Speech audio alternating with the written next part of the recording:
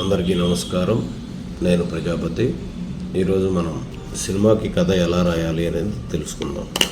మనం టాపిక్లోకి వెళ్ళే ముందు మీతో ఒక చిన్న విషయం షేర్ చేసుకోవాలనుకుంటున్నాను. అదేంటంటే మనకి కరోనా వచ్చింది, ఒక మంచి లెసన్ నేర్పింది. అయినా కూడా చాలామంది ఇంకా అలాగే ఉన్నారు, మారకుండానే. సో ఈ జర్నీ చేసే టైంలో నేను ఎవరు ఎలాంటి వాళ్ళు అనేది గెస్ చేయడంలో ఫెయిల్ అవటం వల్ల నాకు రీసెంట్గా ఒక 3 శత్రువులు కూడా తయారయ్యారు. వారి వల్ల నాకు ఏ రోజైనా ఎప్పుడైనా సరే ఏమైనా జరగచ్చు. సో వాళ్ళు ఎవరు ఏంటి అనేది సందర్భాన్ని బట్టి నేను మీకు చెప్తాను. కానీ ఈ సమయంలో నాకు తెలిసింది ఏంటంటే, నాకు మా పెద్దవాళ్ళు చెప్పిన ఒక చిన్న విషయం, మనకు తెలిసిన వరకు మనం కనీసం ఒక్కరికైనా నేర్పాలి అని. సో నాకు చాలా వర్క్లు వచ్చు, కానీ అందులో ఏంటంటే నాకు సినిమా అంటే చాలా ఇష్టం. సో దీనికోసం నేను చాలా కష్టాలు కూడా ఇష్టంగానే భరించాను. సో అందువల్ల నేను ఈరోజు మీతో సినిమాకి కథ రాయడం ఎలా అనేది మీతో నేను పంచుకోవాలనుకుంటున్నాను. ఇది నేను డైరెక్టర్ పాయింట్ ఆఫ్ వ్యూ, నా విజన్ పాయింట్ ఆఫ్ వ్యూ నేను మీకు చెప్తాను. సో మనం టాపిక్లోకి వెళ్తే, సినిమా కథ రాయడం ఎలా.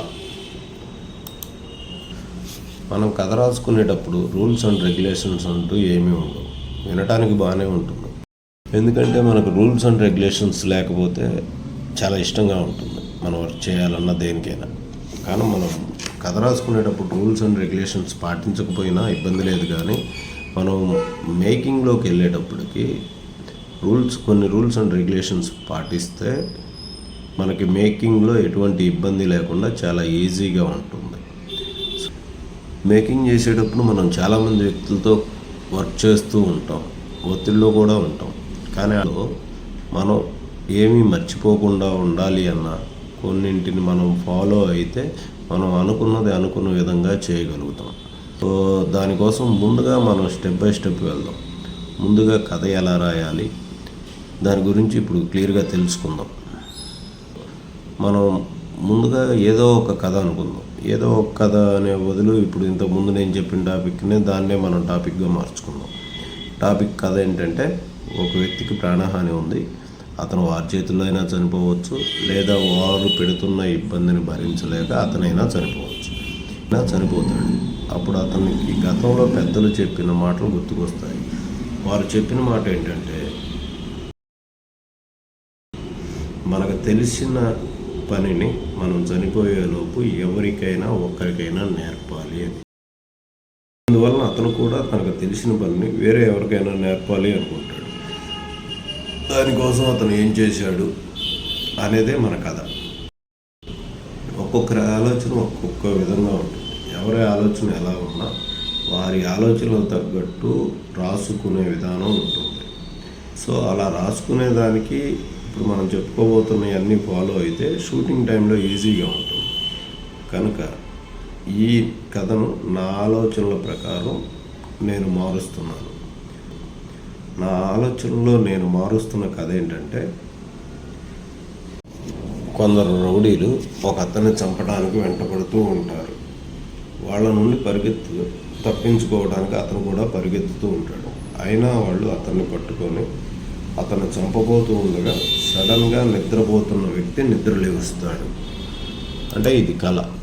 లేచిన అతను వాళ్ళు నన్ను ఖచ్చితంగా చంపుతారు, లేదా వాళ్ళు పెడుతున్న ఇబ్బందుల వల్ల నేనైనా చనిపోతాను. అప్పుడు సరిగ్గా అతనికి వాళ్ళ పెద్దవాళ్ళు చెప్పిన ఒక మాట గుర్తుకొస్తుంది. ఆ మాట ఏంటంటే, మనకు వచ్చిన పని మనం చనిపోయేలోపు ఇంకొకరికైనా నేర్పాలి. ఇప్పుడు నేను నా పనిని ఎవరికి నేర్పాలి అని అతను ఆలోచిస్తూ ఉంటాడు. ఇప్పుడు ఈ కథను సినిమాగా తీయాలి అనుకుంటే ఎలా రాసుకోవాలి అనేది మనం తెలుసుకుందాం. నేను ముందు నుండే డైరెక్టర్ పాయింట్ ఆఫ్ వ్యూ నేను కథను రాసుకుంటూ వస్తున్నాను, మీరు అది గమనించండి. ముందుగా మనం దీన్ని సింగిల్ లైన్ ఆర్డర్లోకి మార్చుకుందాం. ఈజీగా ఉంటుంది మనకి డైలాగ్ వర్షన్లు ఇవన్నీ రాసుకోవడానికి. సీన్ 1, కొందరు రౌడీలు ఒక అతన్ని చంపడానికి పరిగెత్తుతూ ఉంటారు. వాళ్ళ నుండి తప్పించుకోవడానికి పరిగెత్తుతూ ఉంటాడు. అయినా వాళ్ళు అతన్ని పట్టుకొని చంపేస్తారు. సీన్ 2, సడన్గా నిద్రపోతున్న వ్యక్తి నిద్రలేస్తాడు, అంటే ఇది కళ.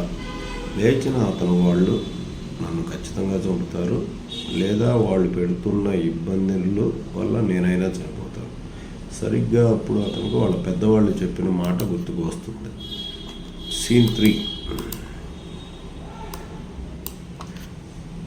3. ఒక పెద్ద అయిన ఒక పిల్లాడితో మనకు తెలిసిన పని మనం ఖచ్చితంగా చనిపోయేలోపు వేరే ఎవరికైనా సరే నేర్పాలి. ఇక్కడ మనం సీన్ 3ని డివైడ్ చేసుకున్నాము. సీన్ 3లో ఏమనుకున్నాము అంటే, ఒక పెద్ద అయిన ఒక పిల్లాడితో మనకు తెలిసిన పని ఎవరికైనా ఒకరికి నేర్పాలి అని చెప్పడం మనం అనుకున్నాము. కానీ ఆ పని ఏంటి అనేది కూడా మనం ఇక్కడ ఖచ్చితంగా రాసుకోవాలి. ఎందుకంటే మనం డైలాగ్ వర్షన్లోకి వెళ్తున్నాం. డైలాగ్ వర్షన్లోకి వెళ్ళేటప్పుడు ఆ పని ఏంటి, ఏం చెప్పాలి, ఏమనుకుంటున్నాడు అనేది కనుక చెప్పకపోతే మనం డైలాగులు రాసుకోలేము. కనుక ఆ సీన్ ఏంటి అనేది, ఏం చెప్పాడు, ఏం చెప్పాలనుకుంటున్నాడు అనే దాని గురించి మనం ఇప్పుడు అనుకుందాం. అదేంటంటే, ఒక పెద్ద ఆయన తనకి మొక్కలు నాటడం అంటే చాలా ఇష్టం. రోజుకు ఒక మొక్క అయినా నాటుతూ ఉండేవాడు. తన వయసు అయిపోతున్నప్పుడు అతనికి తెలిసింది ఏంటంటే, ఏ నేలలో ఏ మొక్క నాటితే బాగా పెరుగుతుంది అనేది అతనికి బాగా ఎక్స్పీరియన్స్ అయింది. అతను చిన్నప్పటి నుంచి రోజు ఒక మొక్క నాటడంతో రోజు దాని మీద ఆల్మోస్ట్ ఒక ఎక్స్పెరిమెంట్ లాగా చేసుకుంటూ వచ్చాడు.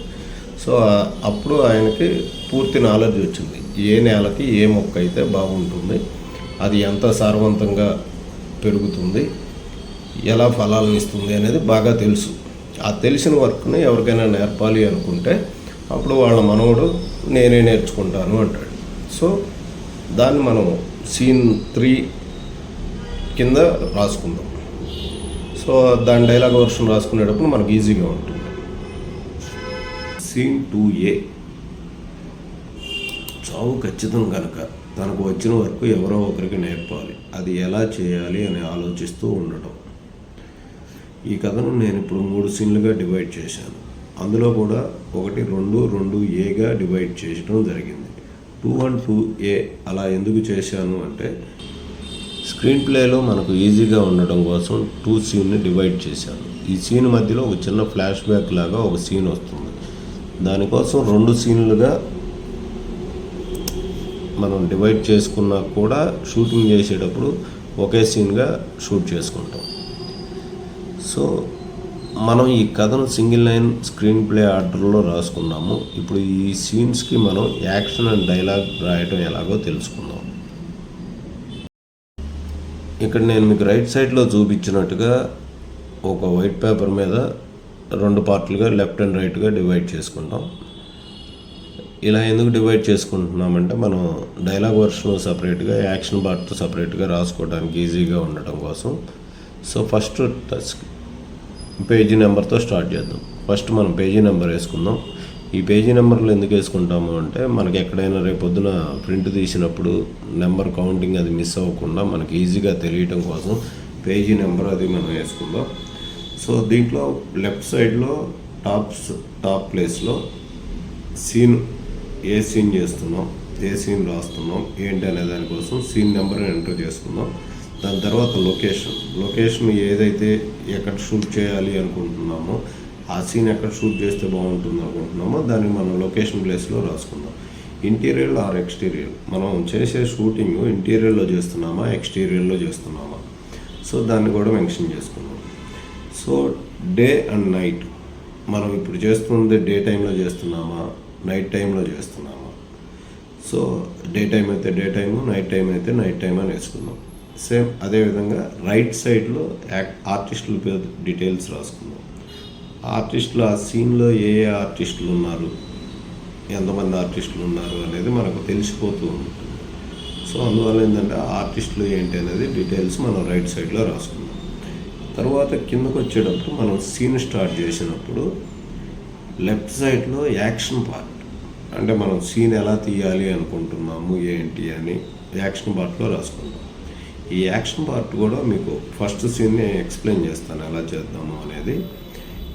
హీరో రోడ్డు మీద డౌన్లో నుంచి అప్పులోకి స్లో మోషన్లో పరిగెత్తుకుంటూ వస్తూ ఉంటాడు. ఇది బిల్డప్ షాట్లా తీసుకుంటాం. లెఫ్ట్ నుండి రివీల్ చేసుకుంటూ లెఫ్ట్ టు రైట్ ప్రొఫైల్ తీసుకొని ఫ్రేములు రివీల్ చేస్తూ స్పీడ్ మోషన్లో షాట్ని కంటిన్యూ చేస్తూ అలా మనకు కావాల్సిన విధంగా మనం చేసుకుంటూ ఉన్నప్పుడు పరిగెత్తుతూ ఉన్న హీరోని వెనక్కి తిరిగి చూస్తూ ఉండటం. వెనక కొందరు రౌడీలు ఆయుధాలతో పట్టుకొని అరుస్తూ హీరోని వెంబడిస్తూ ఉంటారు.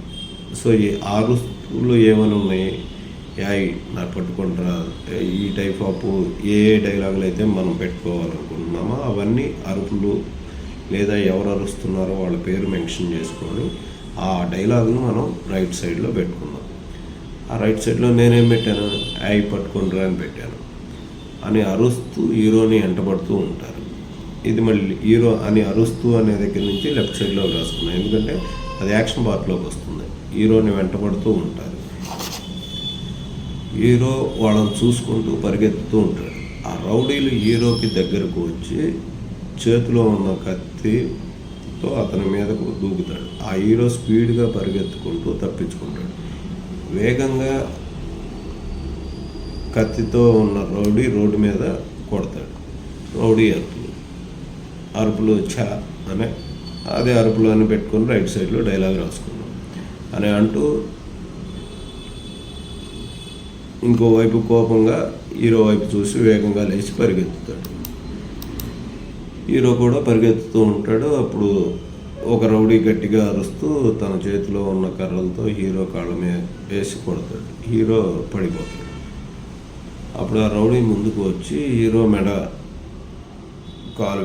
మీద కాలు పెట్టి హీరోని చూస్తూ పక్కనున్న వాడి వైపు చేయి చూపి వాడి చేతిలో ఉన్న కత్తిని తీసుకొని కోపంగా అరుస్తూ వాడి డైలాగ్, రౌడీ డైలాగ్ ఏంటంటే మా వాళ్ళతోనే పెట్టుకుంటావా అని. అది రైట్ సైడ్లో డైలాగ్ పార్ట్లో రౌడీ పేరు రాసేసి సో మనం ఆ డైలాగ్ రాసుకున్నాం. మళ్ళీ యాక్షన్ పార్ట్లోకి అని గట్టిగా అరుస్తూ చేతిలో ఉన్న కత్తితో గాల్లోకి ఎగిరి కిందకు దిగుతూ హీరో గుండెల్లో కత్తితో పొడుస్తాడు.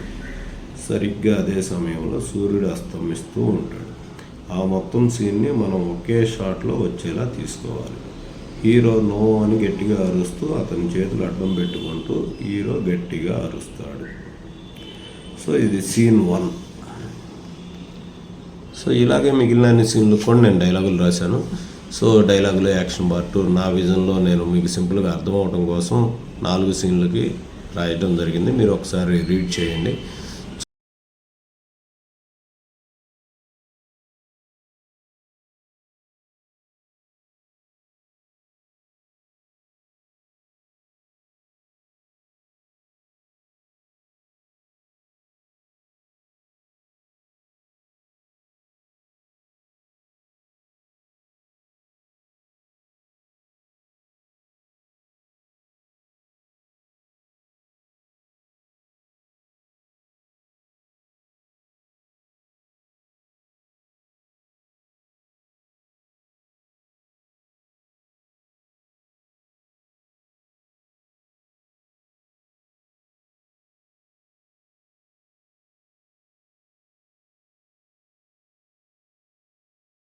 సో చూసుకుంటూ వెళ్ళిపోయిన తర్వాత మనం ఇప్పుడు వరకు సింగిల్ లైన్ ఆర్డర్ ఎలా రాయాలి అనేది తెలుసుకున్నాం.